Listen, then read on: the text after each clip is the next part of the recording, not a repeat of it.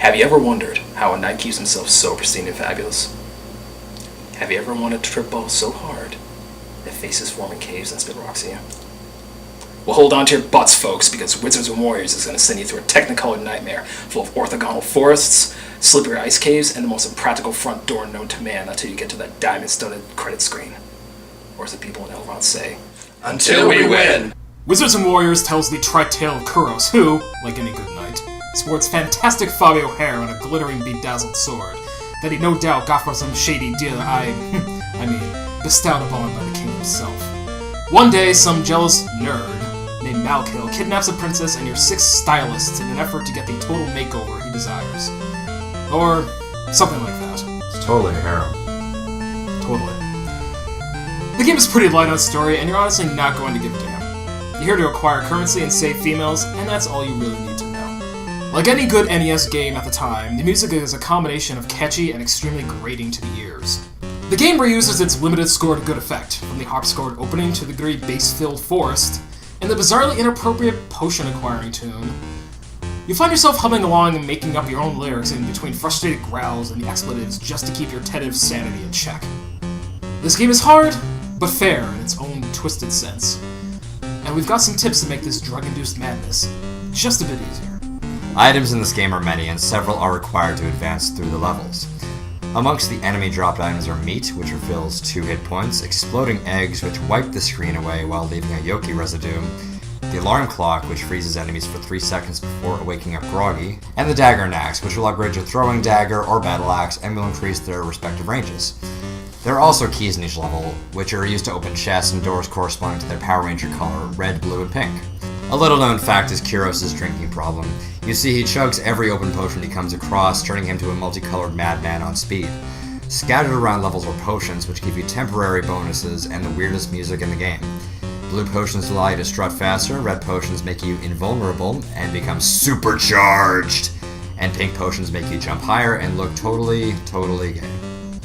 Rounding out Kuros' amazing fashion sense is permanent items that upgrade his existing manliness to truly epic scales. The Dagger of Throwing and Battle Axe of Agor, manly name, right, are both throwing items and return like boomerangs. The Potion of Levitation lets you float straight up with the power of glitter, and giving you a little extra oomph for your jumps. Feather of Featherfall, aside from being the most redundant name ever, lets you float slowly down from any height and glide over large gaps. The Boots of Force make you giddily curb stomp enemies in open chests when you don't have a key.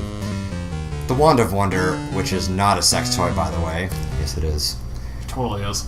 flings out freezing projectiles that really don't do anything important other than waste your time. The Cloak of Darkness, infamous thanks to Sean Baby, makes you invisible to enemies, but all it really does is render you impossible to control. Boots of Lava Walk don't actually prevent you from being damaged on lava, so in essence it's useless. The Horn reveals hidden doors when you played, which would have been useful in Stage 4 had we found it. Derp! Finally, the Staff of Power does not let you cast spells for a few measly charges or cause a nuclear explosion when snapped, but rather fires off projectiles that do a decent amount of damage.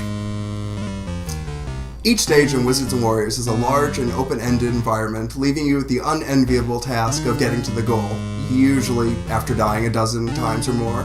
You have to find 3 keys and an item or 2 to advance, but you also have to collect enough gems to pay off the rage-fueled Red Knight guarding the way out. Why is he preventing you from advancing, you ask? Who knows?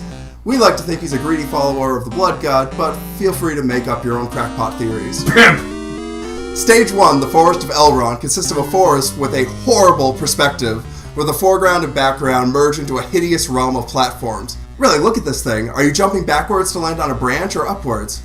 Who thought this drawing was a good idea, MC Escher? Anyway, your goal here is simple. Collect the keys while avoiding the various eagles, bats, and spiders, while finding the 3 keys, and pick up 100 gems for the miserly Red Knight. You'll end up sliding down the inside of impossibly large trees in the process, and along the way you'll stumble across the Dagger of Throwing, the Shield of Protection, and Boots of Force. After bringing in a king's ransom and gems for the knight, you'll go to sliding down yet another tree and end up fighting the first boss of the game, the Demon Skull. Once you defeat this cakewalk of a boss, you'll free your hairdresser Lucinda, ensuring your gorgeous locks will look their best. Stage 2, the Ice Caves, hold all manner of underground terrors to deal with, like the walls themselves! Yes, the game throws living cave walls at you, whose grinning visage will spit an endless supply of rocks at you and cause you to miss your jump again And again. And again.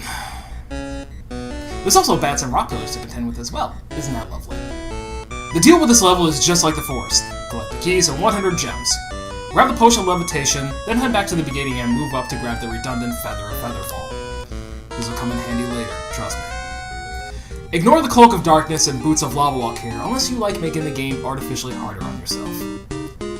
Head down to lower area and into the pink door to fight the boss, flagrantly stolen from Castlevania 1 and onwards. Giving perhaps the best intro ever, you walk down a long hallway filled with pink bats of various size and lethality, with the biggest dealing a whopping 4 points of damage on each hit. That shit will fuck you up real quick.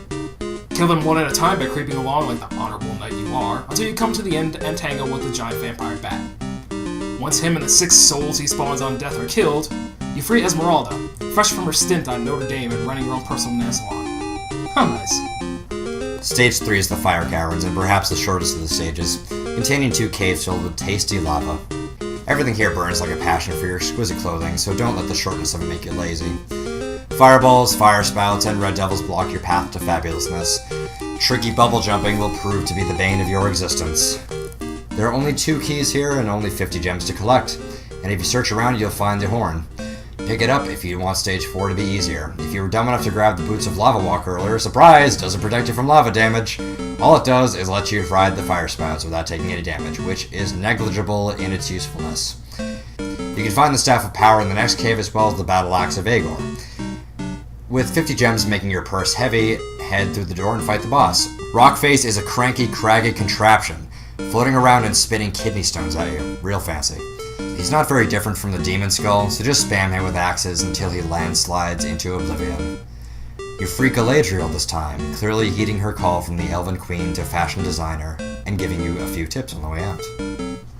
Stage 4 is the Purple Caves. Yeah, I know, more caves, just what we all wanted. Thankfully this is the last one, and boy is it a doozy. Large and confusing, like the women you've forsaken on your road to glamour, this twisting maze of grimace-colored walls is filled with deadly bats, snakes, and pillar beasts, ensuring you will never have a moment's rest. This level is filled with hidden caves that you can accidentally jump into, usually giving you several gems to scoop up, and you'll need them all, since this time around the Red Knight is charging you a bullshit 200 gems. If you grabbed the horn from stage 3, you can use it to show all nearby hidden doors, which makes things much easier. The only items of note here is the Rod of Wonder, which you should avoid like the plague. Once you die a dozen times and scrape together 200 gems, you're free to go through the pink door and fight the boss. Evil Ghost is easy. Like your mom. Oh snap! No really, he's a cinch. It moves back and forth and fires projectiles, both of which are easy to predict. Throw your axe a few times and he'll explode in a spray of ectoplasm. This time you free Griselda, who struggles with her horrible name by becoming her makeup artist. After a little powder and eyebrow plucking, you march on to the next stage. Stage 5 is... Oh god damn, it's the Force of Elrond again? Jeez, didn't we deal with this non-Euclidean mess before? Fine. You still remember this place, right? Good. The layout is different, but navigating this gargoyle-infested, goblin-trapped mess is more or less the same. Get out of the tree you started and go mess up some wildlife. Gotta test those makeup chemicals on something after all. The Spider Queen is easy. She moves very slowly and jumps at the edge of the screen, which gives you plenty of time to slide underneath her bed-hopping habit to fill her egg cavity with axes and free the troubled ghosts held there, and then kill them. Penelope awaits you, who traded in her pink racing car for a degree in skincare. She gives you a refreshing mud facial before sending you on your way. Fucking Stage 6 is the Outer Castle and is one of the most aggravating examples of poor platform jumping typically implemented in a game ever. Essentially, you have to scale the outside of the castle itself while fending off various ghosts, ants, and arrows that mar your path. To make matters worse, many of the platforms sink into the wall, giving you a limited amount of time to wait before jumping to the next peg. And of course, one misstep will send you plummeting to the ground. Thankfully, Curious is used to mounting large objects, and, well, so should you after 5 stages of this nonsense. You'll need to use the Potion of Levitation and the Feather to Say the full name! The Feather of Featherfall to properly navigate the castle walls and collect 50 gems needed to get through the door. The pink key is in the upper left, so head up there and grab it right before heading to the pink door. Inside this expansive castle room are hidden rooms with gems and the important red key. Grab them all, then float down and head inside Castle Ironspire. No boss this time around. Stage 7 is the Inner Castle Part 1. It is the longest stage in this game by far, and of course the most difficult. Prepare to die a lot. It may seem confusing, but it's rather linear in design. Still, the constant spawning enemies and crippling 200 gems surcharge will make you bite your controller in frustration. To save you time, here's what you do. Head up along the center of the room, then a bit to the left when you see the red chest, then right when you see the ceiling. Move up, head to the left, and go down further until you find the red key. Scuttle back down, enter the red door, and be prepared to be swarmed by dripping acid and skull hives. Inside this room are the pink and blue keys, found with a bit of exploration. Enter the blue door and you'll be back into the main hall. Walk left from here, down the platforms, and make a mad dash down to avoid as much damage as you can. You should have close to 300 gems by this point, so once you get to the blue door at the end of this, it's bye-bye Part 1 and hello Part 2. Well, except for the pesky boss in the way. The skeleton changeling is a skeleton of 4 forms, growing larger with each one and growing progressively more difficult until he becomes a massive pile of bones and hate. Upon his demise, you free Candida. Candida, who was really just along for the ride, and is actually a lovely girl with her own troubles, and oh, look, time to go to the next level. Stage 8, Inner Castle Part 2, is pretty simple and linear in design. There is only the red key here, but you have to collect the 100 gems, which sadly is not very easy since this level is very stingy with forking over your pedicure money. You'll likely have to farm some of them off enemies before moving on.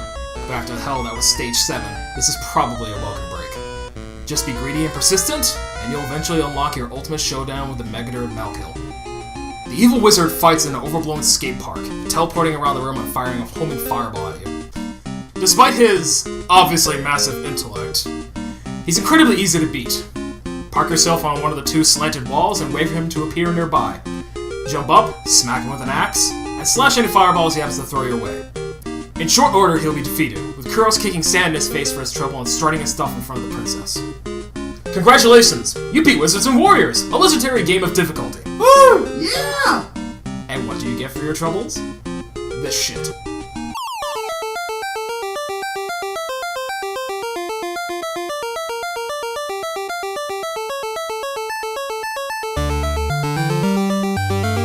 And so it was. Their Kuros remained ever fabulous, until he went to rehab for his crippling potion addiction, and ended up on VH1's Where Are They Now? The end.